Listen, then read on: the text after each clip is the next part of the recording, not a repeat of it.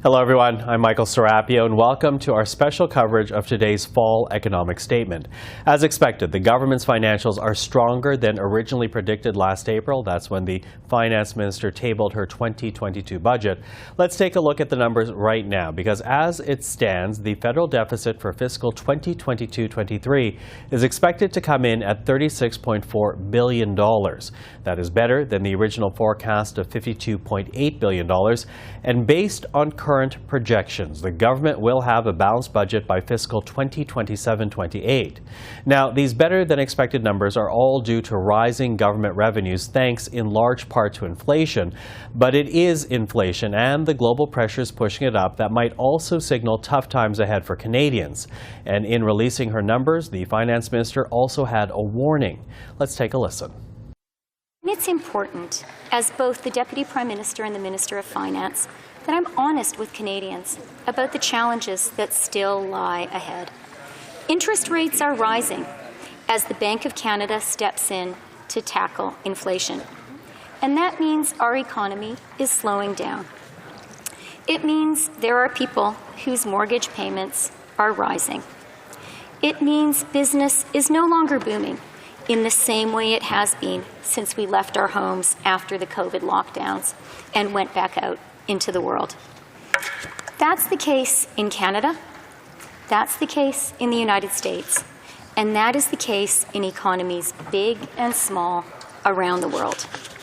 Canada cannot avoid the global slowdown any more than we could have avoided COVID once it had begun infecting the world.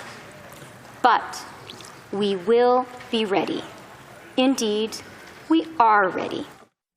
With that, let's take a closer look now at the economic update and bring in CPAC's Martin Stringer. You know, Martin, I talked about the deficit. Talk to us now about the other key numbers today, in particular the debt, the GDP ratio, and really against all of those numbers, the possibility that they may be really off. Well, that's right, Michael. One of the important things is that in the documents that the government released today, there is, you quoted what was called the baseline scenario, but the government made a point of also releasing what it calls the downside scenario, and that's in case the economy goes into a deeper and faster recession. In that scenario, the downside scenario, they say that the deficit this year would be closer to $49 billion, and that we wouldn't be out of deficit until 27-28. So a much more serious scenario that nobody is ruling out. Now, some of the other things that were included in the forecast, as you mentioned, the government is predicting national or federal debt of $1.18 trillion.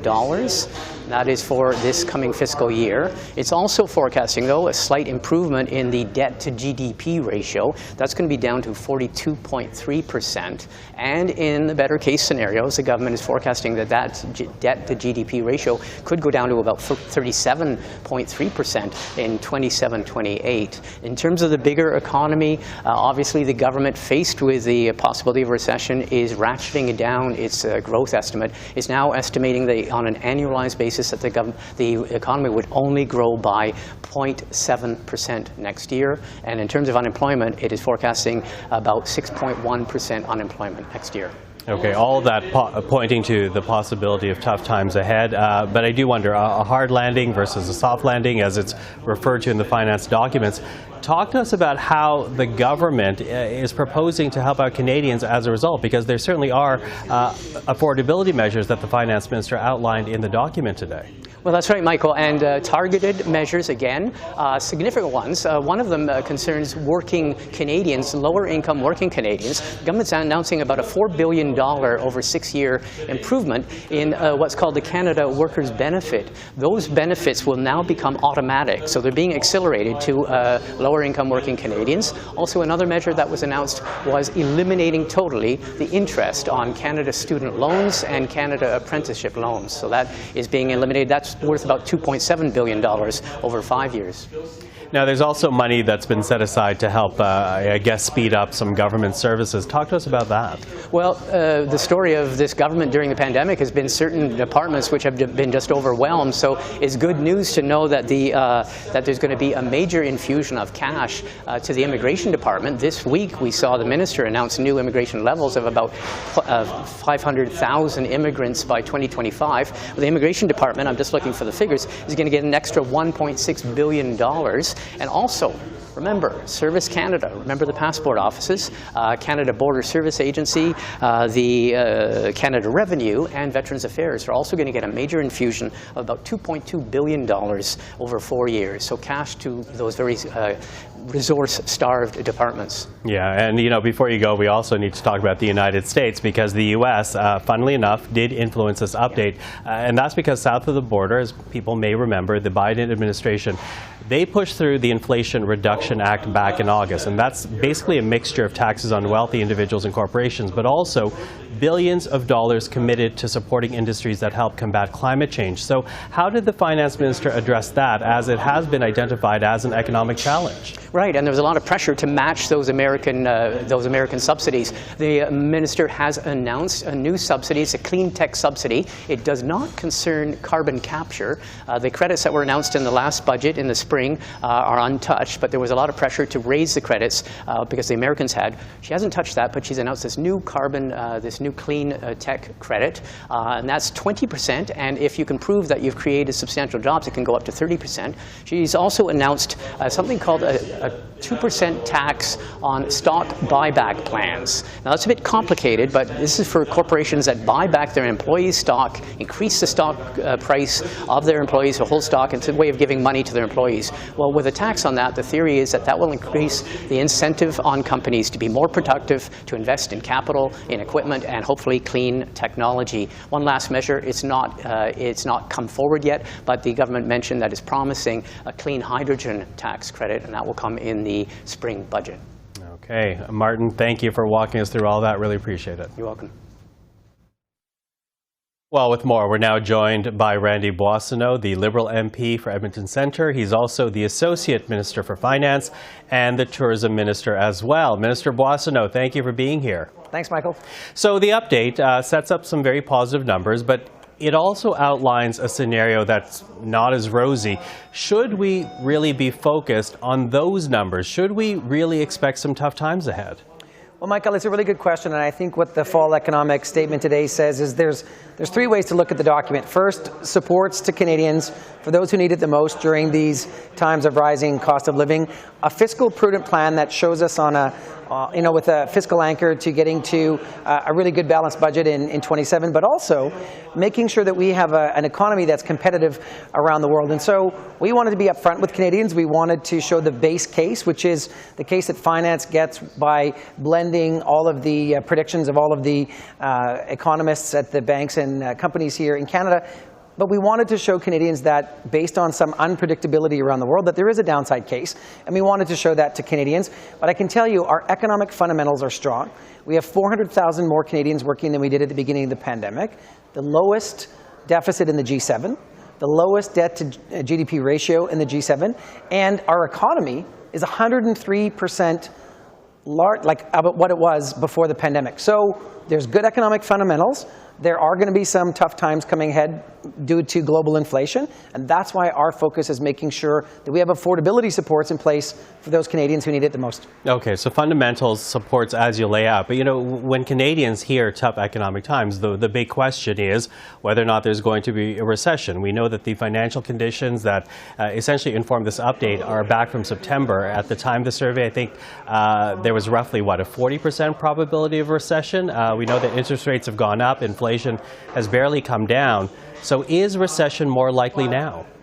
Well, it's not a question necessarily more likely, because there's still some uncertainty in what the global economy is going to throw at us. And look, the question is, how long does Russia continue its illegal war in Ukraine? How long does China continue with its zero COVID policy? How long before supply chains reorient themselves after the pandemic? And so we wanted to make sure that the downside case was in there.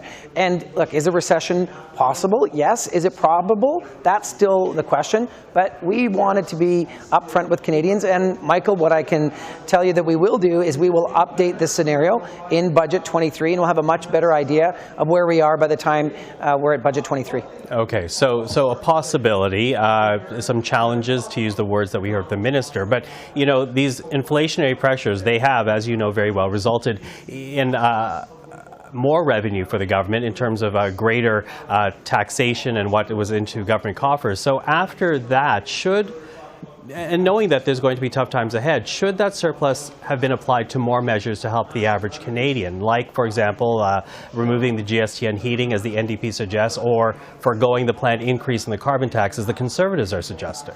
Well, I think if we take a look at where the revenues came from, they came from hardworking Canadians whose businesses and small businesses are doing well. And quite frankly, the reason that they're able to do well is because we invested $500 billion in our economy, in Canadians, in provinces, in communities to get us through the pandemic. And so what we're seeing now is the benefit of the economy doing well. And so we thought we need to be fiscally prudent. That's why we're putting so much of the new revenue to the bottom line, so we have that very low deficit. It's also why we're focusing those supports on the Canadians who need it the most. And I mean, Michael, I think you have the list, right? We're eliminating student debt. We're going to have a sustainable jobs fund. We've got several measures to make housing more affordable. And we're also going to make sure that those supports don't add fuel to the inflationary fire. So those are the brackets that we're in, and we think we've hit a really good note to support Canadians, to position us for the future economically, but also to have a good fiscal track. Okay, but as you laid that out, those are obviously targeted supports. They do help students. They do help lower income households. But what do you then say to middle class households? Because they too, the middle class, are dealing with higher costs for things like groceries, gas, and home heating. How does this update help them? So, if we take a look at the fall economic statement, it's not in isolation, right? We had the doubling of the GST, and those checks are going to hit people's bank accounts tomorrow, or they'll be in the mail as of tomorrow. We also have the $500 housing top-up and the dental supports that are going to go out to kids. I think it's 500,000 kids under 12 years old. Those supports are going to help the middle class and vulnerable Canadians. And, Michael, we got to build this into cutting child care fees in half, and the Canada Child Benefit, those of which those particular benefits are indexed to inflation. So if you take a look at all the supports we put in place, we're very focused on affordability, and then the investments we're making in the economy are going to position us when we get out of this, inflationary cycle to really compete on the world stage. And that's why the Canada Growth Fund is so important. That's why the tax credits for clean tech and also clean hydrogen are really important to position Canada for the future. Okay, you mentioned the Canada Growth Fund, but Sure. Before the Canada Growth Fund, there was, initiated by, again, the Trudeau government, the Canada Infrastructure Bank, and that was to encourage private investment in public projects. It's not performed as well as originally sold. How do you ensure that the Canada Growth Fund will do better, given that we have in the United States an Inflation Act that does heavy investments into green industries? I love the question, Michael, and I will be the first to say that the Canadian Infrastructure Bank was too narrowly scoped when it came out of the gate, and we've given them more scope. What's different about the Canada Growth Fund is a couple of things. It's going to be entirely outside of government. It's going to be stood up quickly. It's going to have an independent council of governors to oversee it, but it's $15 billion from us that's going to crowd in $45 billion more. That's a $60 billion fund to invest in greening our electricity grid, green investments around the country, small nuclear reactors. These are the kind of things that we need to do in this country to compete with the Americans and others at scale. And we are going to make sure that Canadian companies want to stay home and that international companies want to set up right here in Canada. Mm-hmm. Does it do enough to meet the challenge of the Inflation Reduction Act in the United States? Your own colleague, Minister Wilkinson, said that Inflation Reduction Act in the U.S. created this uneven playing field. Does the policies talked about today address that imbalance? It's a great question, and there's a line right in the fall economic statement that the statement today is to ensure that we create a level playing field vis-a-vis the Americans. And the other thing we can say is that today's fall economic statement is a down payment. So we're going to continue to calibrate. We're going to continue to work with industry. We're going to make sure that there's a bright future, not just for Canadian businesses, but for Canadian workers. And that's our job, and we're going to get that done. Randy Boissonnault, thank you for this. Appreciate the time. Thanks, Michael. Conservative leader Pierre Poilievre responded to the economic update in the House today. Take a listen to what he had to say. So we're going to cap government spending. We're going to get the Bank of Canada back to its core mandate. For 25 years, the Bank of Canada had a very simple mandate: 2% inflation, brought in by the Mulroney government. Stick to 2%. Interest rates, money supply were all governed to that purpose, and it worked. It worked until this Prime Minister came along and pushed the bank to print cash to pay for his spending. We're going to have no more of that. We will fund our programs with real money. rather than printed cash, because we know that there are no freebies in this world, and we know that ultimately the taxpayer and the consumer pay for everything. We will reinstate that mandate, and we will audit the central bank through the Auditor General to make sure that never again is there such a horrendous abuse of our money as we have seen over the last couple of years. Instead of creating more cash, we're going to create more of what cash buys. We're going to grow more food, build more houses, and produce more resources right here in Canada.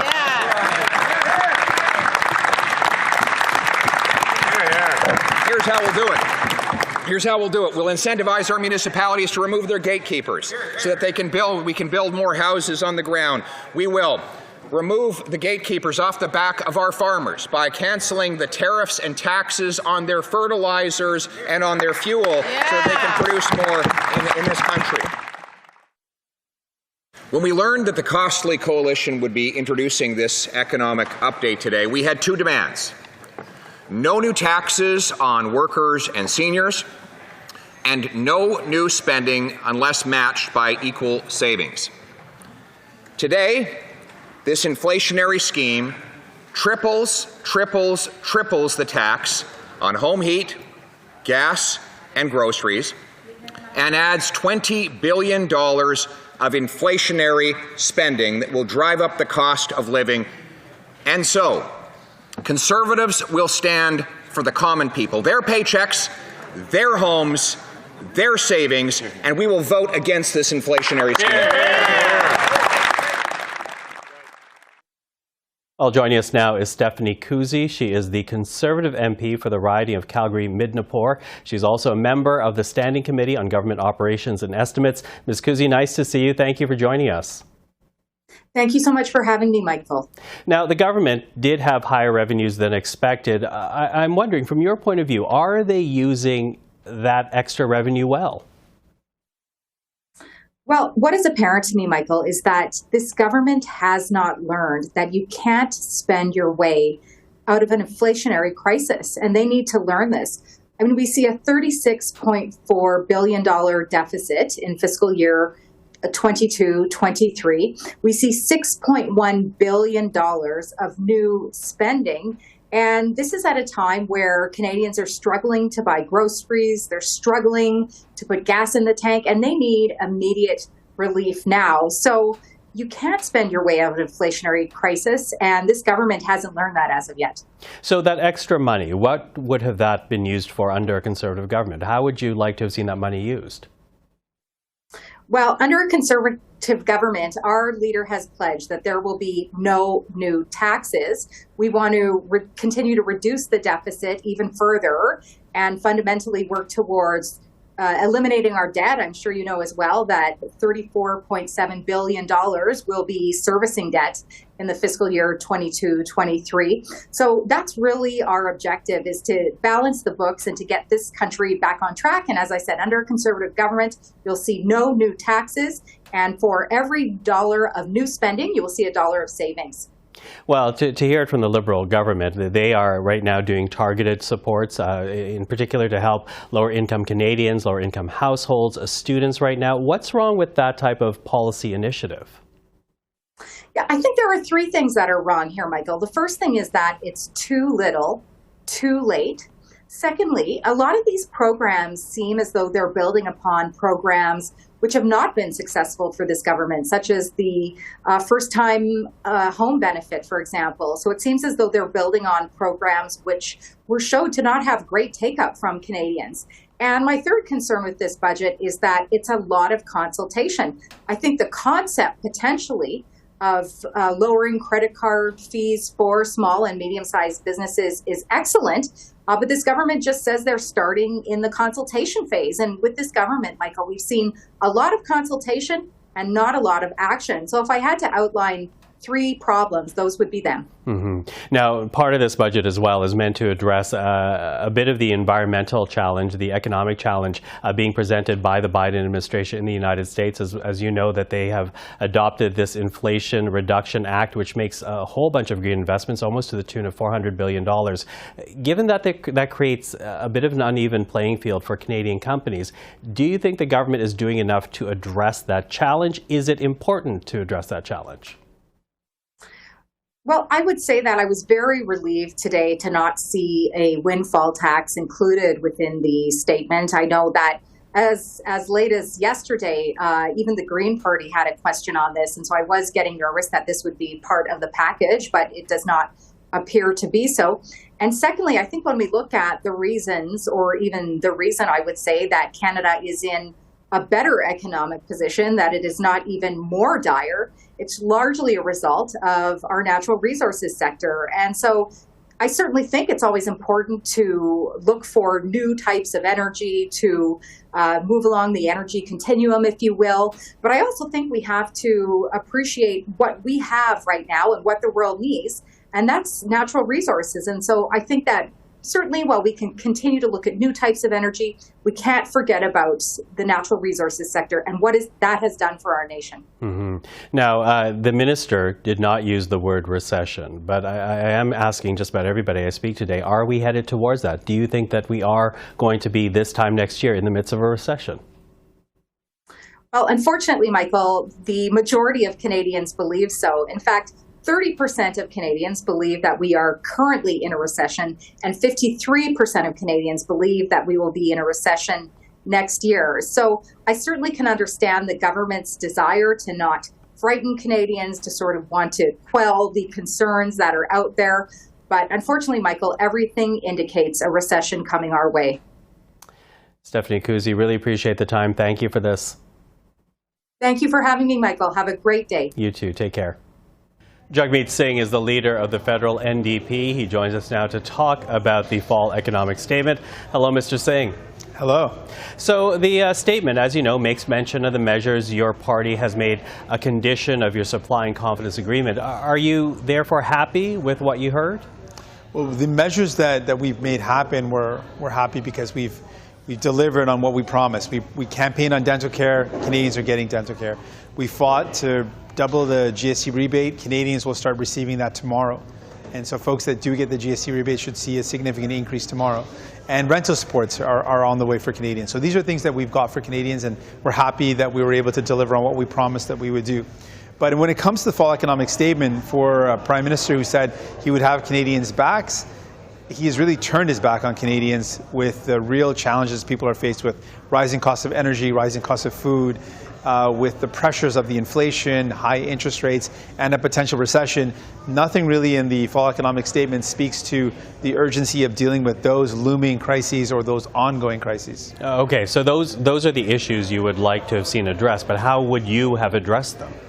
Well, a couple of things. We've long been calling for a windfall tax, something that the European Union, United Kingdom, and Spain have all done to deal with the record profits the oil and gas sector are making and use that revenue to actually help Canadians out. This is something that the CEO of the international Shell company, which is very odd for a New Democrat to be quoting the CEO of Shell, but he himself said with the high energy profits that we're making, we think that government should tax us and use that money to help people that are having a hard time with the cost of energy. We agree. And so that's something that we would do. We would put in place a clear plan around reforming EI. In the case of a recession, we need to make sure that EI is there for Canadians and that people, if they lose their job, have some support. We want to see investments in healthcare. And we know that that's a serious problem right now. We're hearing story after story about long wait times, about provinces that are really hurting when it comes to healthcare. And the federal government's not even stepping up. The Prime Minister is not even meeting with the premiers on healthcare. So these are some of the things that I would have liked to have seen and I would have done as Prime Minister. Respond to the healthcare crisis, make sure we're dealing with real supports for Canadians, tax the the windfall profits, the excess profits of these large corporations, and deal with how we can give Canadians some support over this upcoming winter. Well, I guess up against that, though, is essentially this message of restraint that we're hearing from the government right now, because they say that there are tough economic times ahead. Is that not a consideration? What do you think about how they are preparing in that way to meet on any kind of economic downturn? Well, we agree that there's going to be real serious economic struggles in the future. But what we need to do is take lessons from other countries around the world who've acknowledged that and said, well, we can pay for the investments in people by a windfall tax. It's a real legitimate process, a legitimate strategy to look at the excess profits of some of these sectors and use that revenue to give people some help. Many countries have announced, like Spain, help for their citizens over the winter with energy prices. We've seen Germany do the same thing, and we believe that's what Canada should be doing. We've been calling for things like getting the GST off of home heating, but there's no relief in this beyond what we've already fought for and achieved to give Canadians some comfort over a difficult future, the winter that's going to be cold, energy prices that are rising, and a healthcare system that's in shambles. Mm-hmm. You know, I also want to talk about the government's environmental initiatives, investments essentially to encourage green investments and industries to set up in this country. Is the government doing enough to meet the challenge of the U.S. Inflation Reduction Act, given all they are giving right now in terms of tax credits, to try to get green companies in the U.S. rather than countries like Canada? Well, these are some of the measures that I have to say are positive. They're measures that actually flow directly from our agreement. So the trainings, the incentives for investment. One of the things I have to point out is, for the first time ever, we've long been saying that investments in money to go towards encouraging investment should also come with strings attached. For the first time ever, those strings are going to be attached. The 30% credit will go to companies that actually have a clear commitments to jobs, to apprentice, to actually tying it into a benefit for Canadians. And if they don't have those strings attached, they'll lose the full amount of the credit, which is probably the first time we've seen something like that with real strings attached. That's something that we push for, and we're happy to see that in there. Mm-hmm. You know, I'm wondering, based on what you have seen and not seen, does any of that affect your decision to support the government with your agreement? Well, we're not going to give up just because we don't see the things that we want. When we first brought forward the idea of a GST rebate, the government said no. Conservatives came out against it. And tomorrow, Canadians are actually going to receive that GST rebate. So we didn't stop fighting for Canadians. We didn't give up. And we were able to get something done that's going to make a difference in the lives of nearly 12 million Canadians who can receive up to $500 in their pocket. So we are not going to give up fighting for people. We're going to keep on putting pressure. We're disappointed that the fall economic statement doesn't meet the challenges that Canadians are up against. And we're going to keep on fighting to make sure the government listens to what people need. Okay, Mr. Singh, always appreciate the time. Thank you for joining us today. Thank you. Jagmeet Singh, leader of the federal NDP.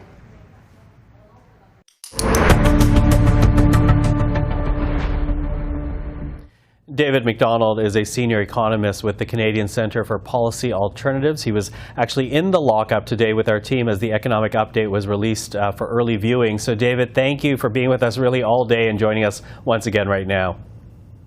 Sure thing. Thanks for having me. Now, we had some idea going into this update today about the details, the issues that the government wanted to highlight with this update. Anything stand out for you?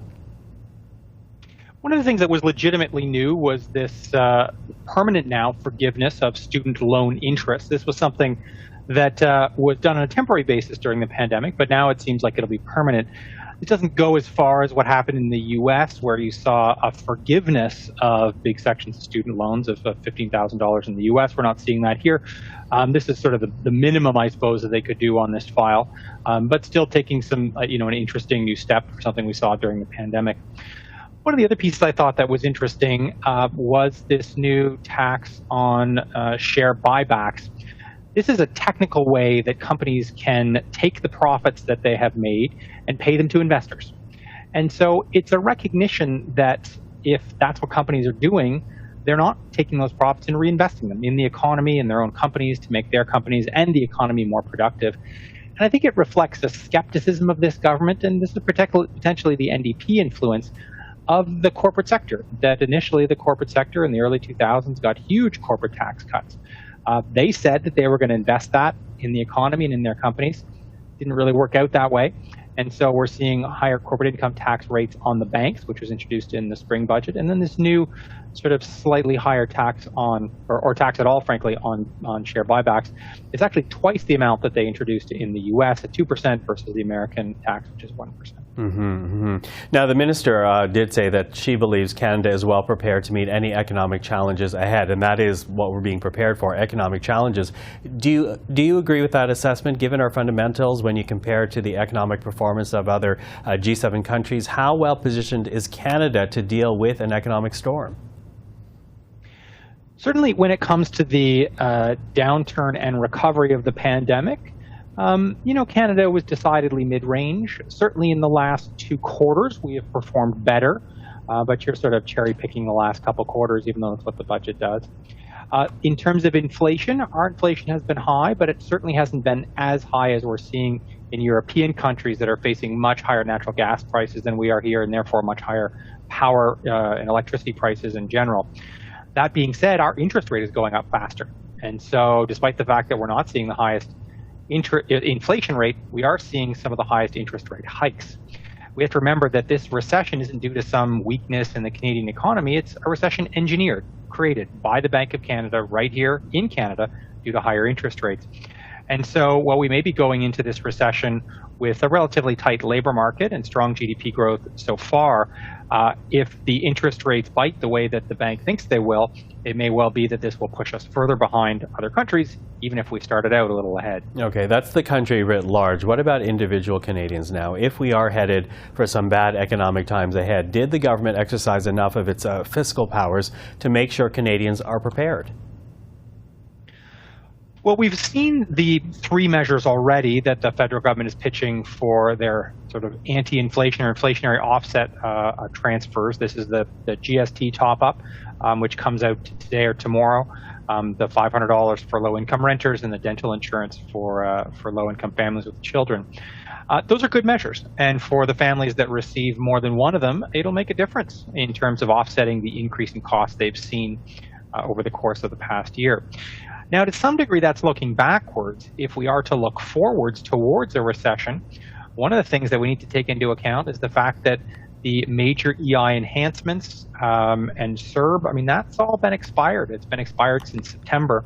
So the lessons we learned in the pandemic in terms of making sure that we strongly support jobless Canadians to make sure that we get a good recovery at the other side, we've unlearned those lessons.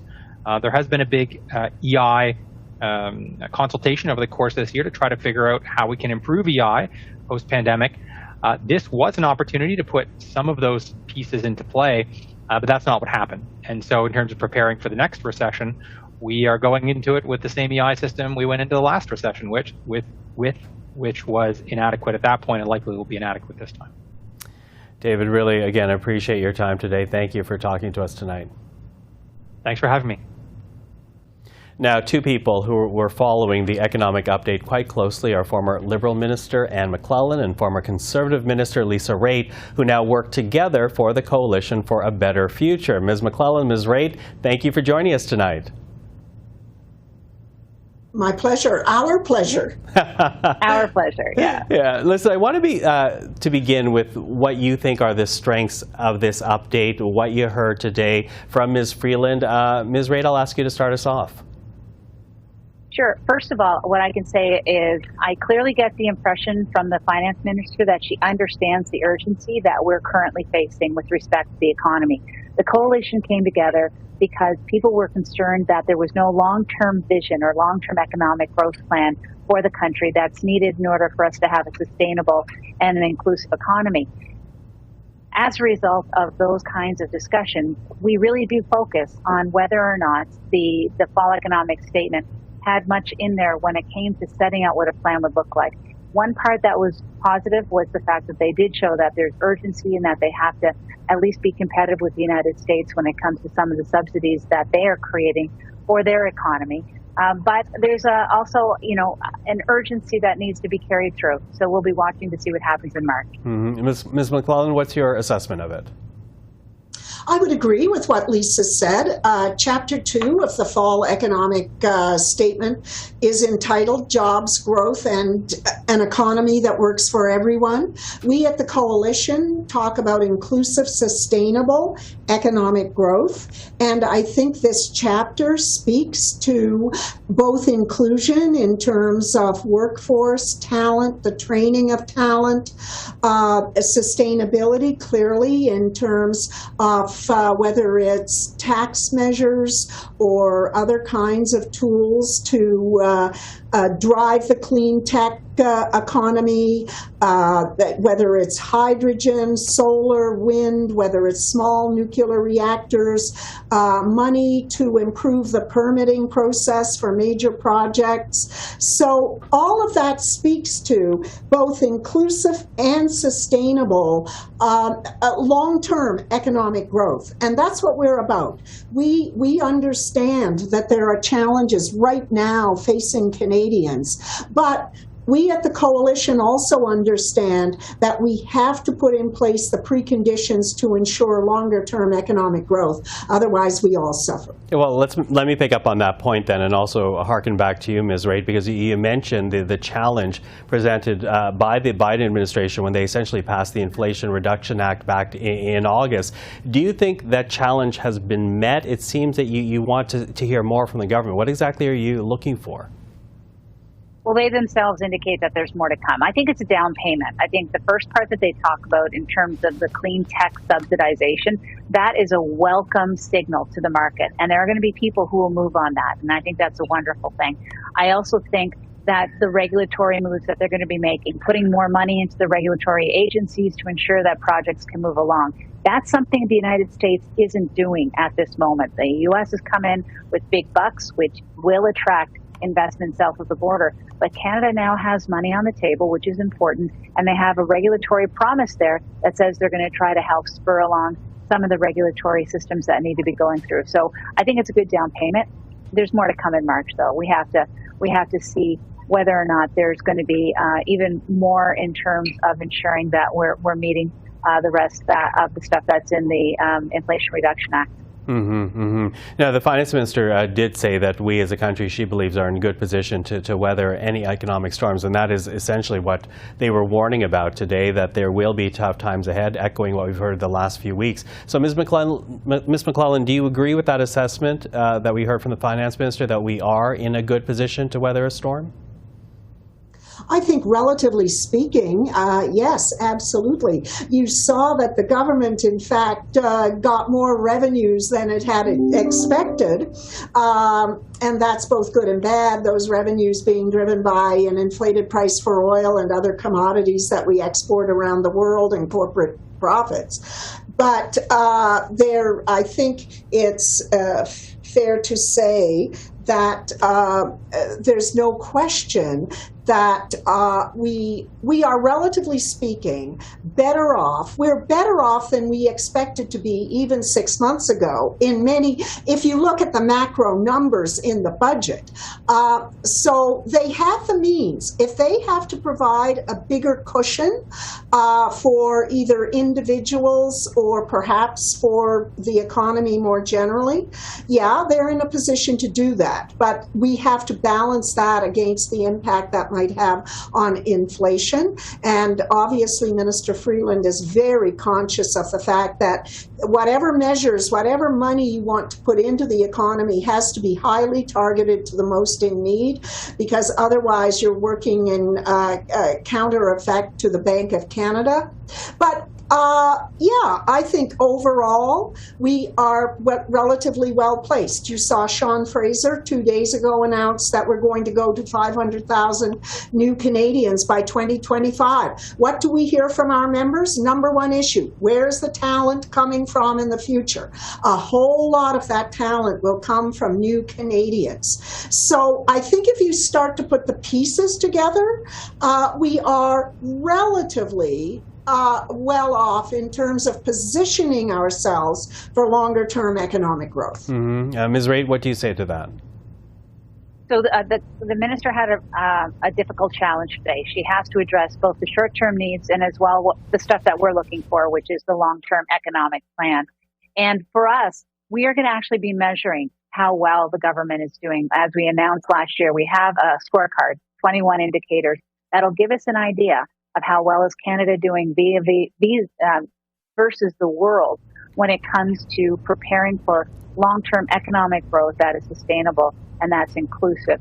We're going to be coming out with the first measurement in March of next year, and this is where the rubber hits the road. And it's not meant to be a criticism for government. It's just that we need to be able to measure how well these policies are working. And if they're working, that's great. It'll show up in the numbers. But if they're not working, then we have to, as a collective, as civil society, take a look and say, okay, what do we try next? And that's the beautiful part about the coalition, having such a diverse group of members. We have voices in there from the Community Foundation to the Business Council of Canada that collectively tell us what's going on and what's important to them and how perhaps we can do better in terms of moving forward for that long-term plan that works for all Canadians. Mm-hmm.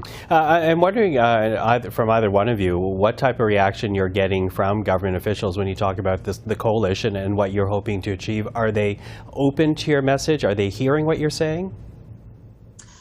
We think so.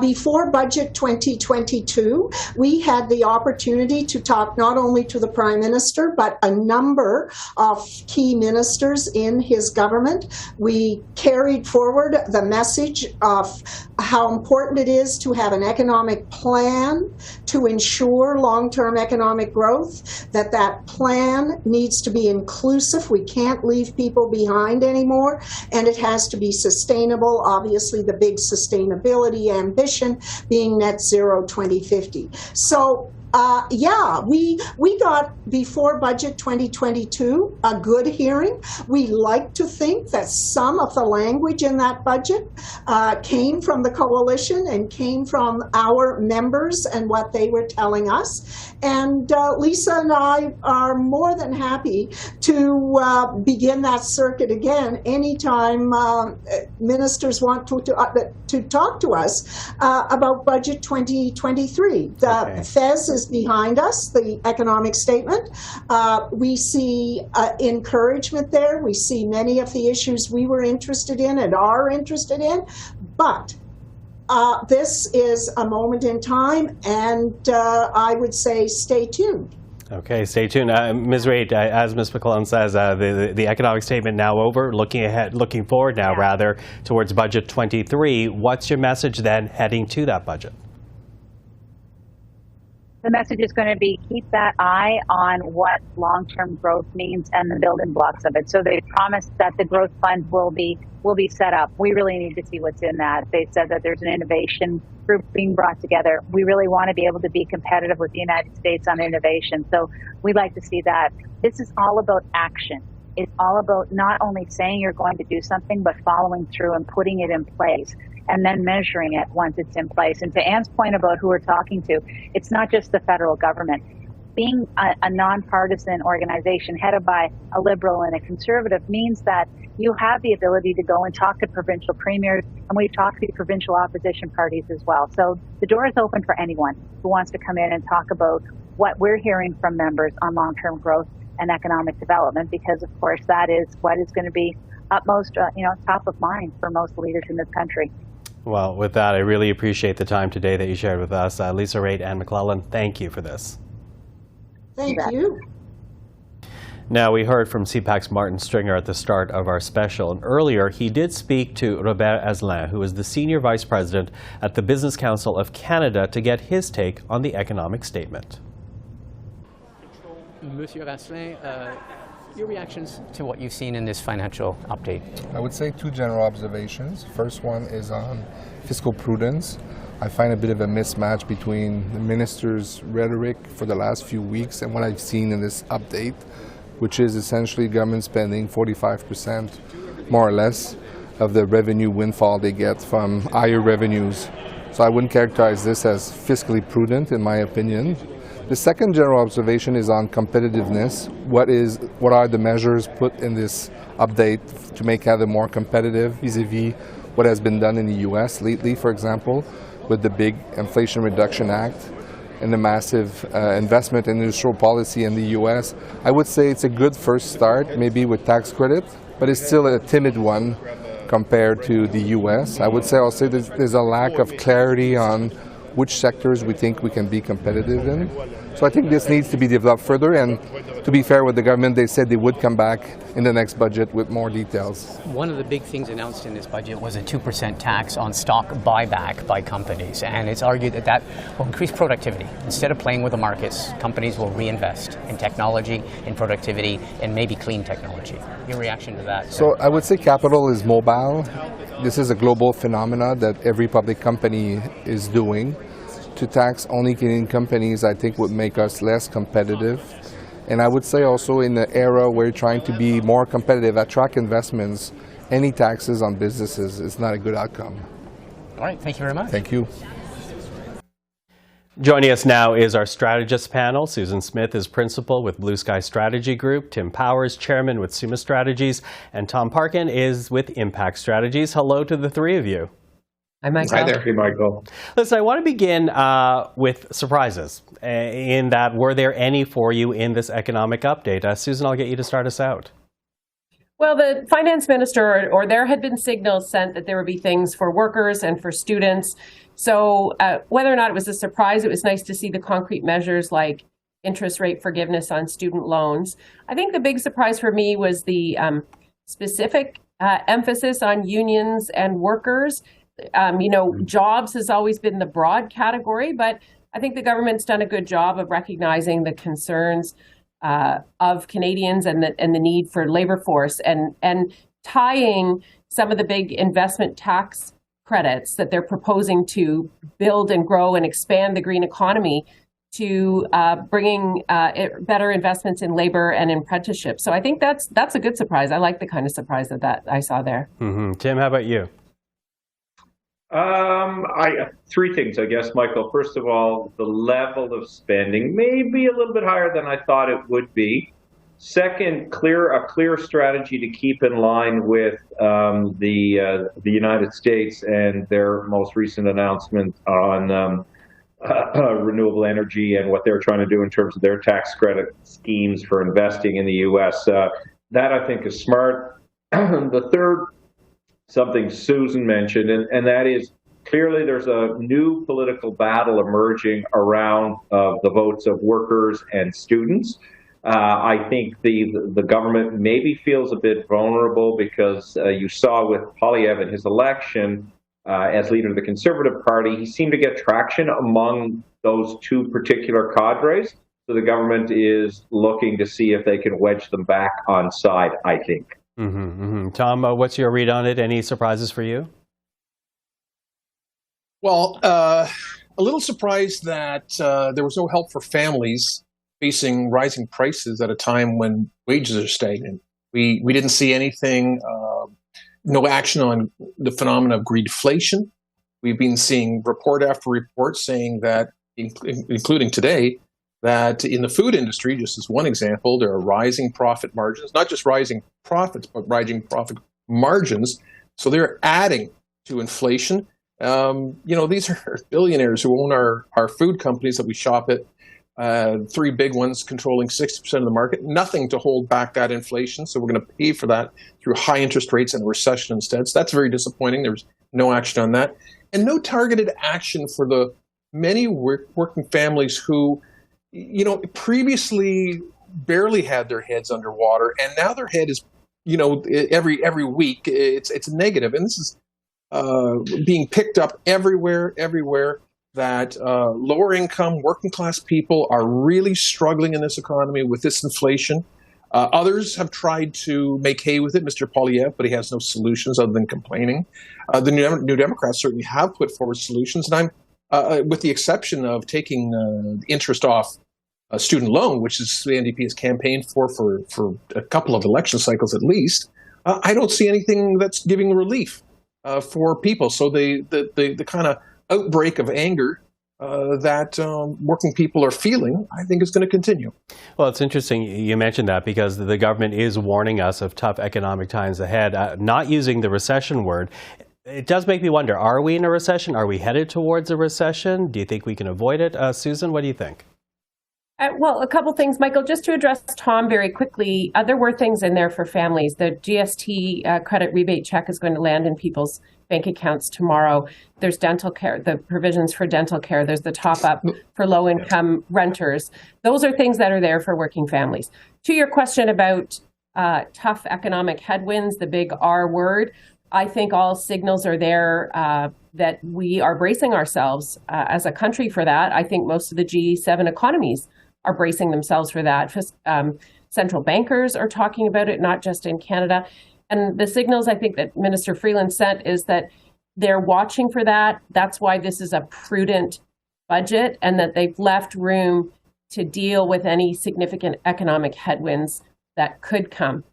The measures that are in place in this budget are not designed to exacerbate inflation. They're targeted at low-wage workers. They're targeted at low-income families to try and help them. And they're targeted to incent business to invest more in the economy to drive more jobs that will help grow the Canadian economy and help weather any kind of storms. But I do think we're going to have to brace ourselves. We have supply chains. Putin is still a madman in terms of how he's dealing with Ukraine.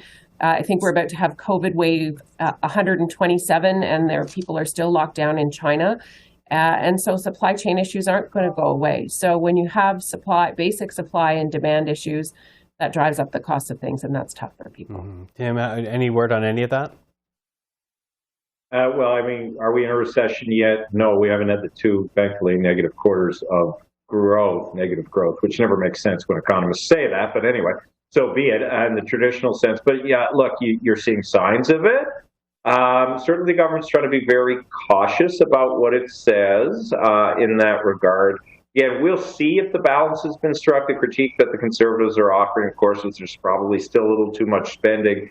And to the point Tom made earlier, is more broad spread. Where's the more broad spread relief? Some of the things that even the premiers are asking for on the reduction of the carbon tax, or pause on the carbon tax for now.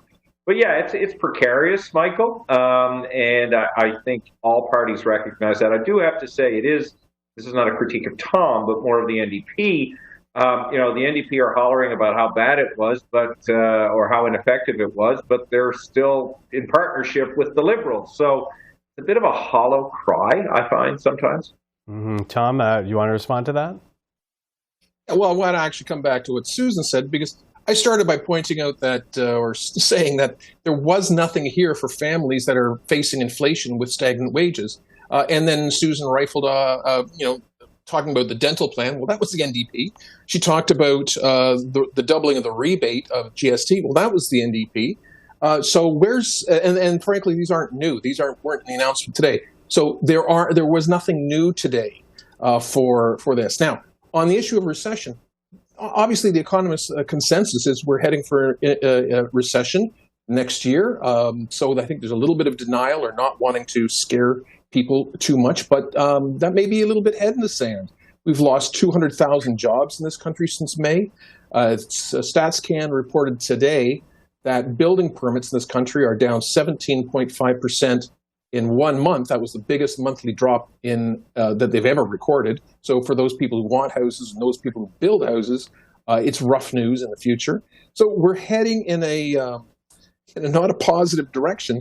And one of the other things that the New Democrats have been pushing on for a long time has been to fix the EI system, and nothing has been done, and it looks like we're heading into a recession. We saw that EI did not support a huge number of workers during the 2020 recession, and if we're going into a recession in 2023, those same workers are going to be hurt again. Where's the Liberals' plan?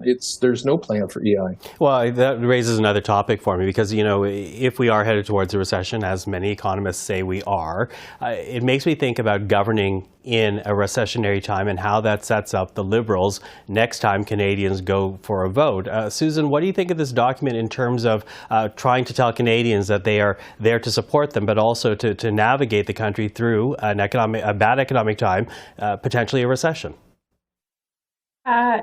This is a fall or a fiscal economic statement. It's a fall update. It is not a full budget. What it is it's a report to Canadians on where the economy is. and it's some nuts and bolts always from the budget of earlier in the year.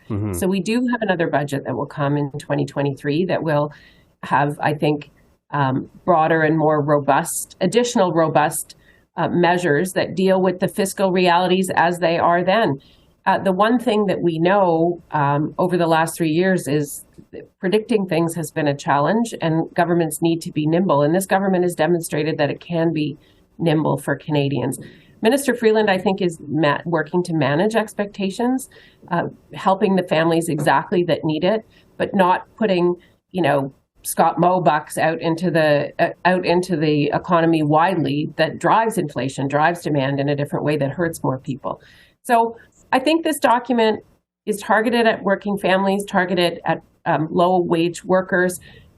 It's also targeted at driving more jobs and helping modernize our economy, to have a green economy and have more investment into the country. That's the right thing to do as we head into tougher economic times, whether it translates into easy kitchen table conversation and how confident people are in the current Liberal government, how much they, what kind of taste they have in their mouth for Pierre Poilievre's Conservatives. That remains to be seen. It's who you're going to trust, I think, will come down. But we're a ways to go before the election, I feel. Tim, what do you think in terms of strategy, in terms of setting up the government in governing during recessionary times? What do you think of this update? It's never easy to do that, regardless of who's in power. Look, it's one piece of a puzzle. I think the challenge the Liberals have, and they effectively acknowledged this before, now whether they've addressed it is another thing, is authenticity.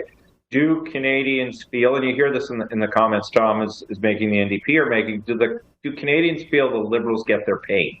And how will they be able to connect to Canadians, not just with what they do now, but how they speak about it? I saw the parliamentary secretary to the Minister of Finance earlier today say, oh, well, we're doing better than other countries. If the Liberals lead with that, they're not going to bridge the authenticity gap. But today, Michael is not going to decide whether they've connected or misfired. There's more runway to play out here and to go down. Tom, a final word to you.